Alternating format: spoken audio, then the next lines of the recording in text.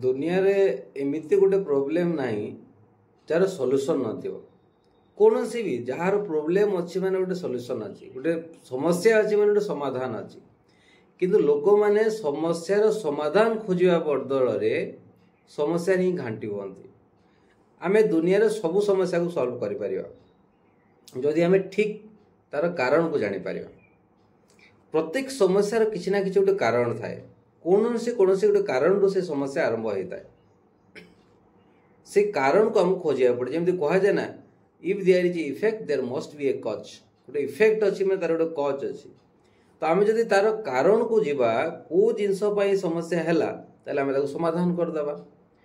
दुनिया से फाइनेंशियल आर्थिक समस्या हो, शारीरिक समस्या हो, मानसिक समस्या हो या फिर सामाजिक समस्या हो, कौन सी भी समस्या को आम समाधान करि परिबा जदि आमे तार कज को जीवा।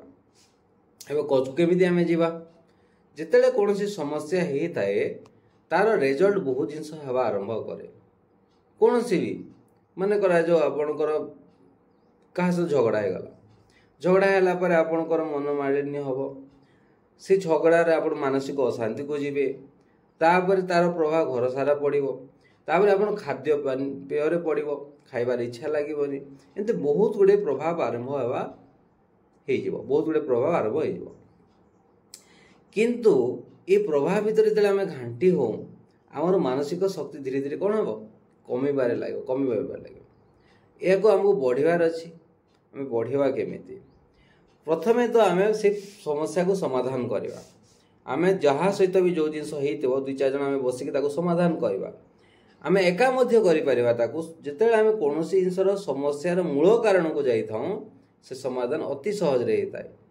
किंतु आमे जदि अनेक समस्या रे घांटी हो, सेटा समाधान केबे भी हेइ न।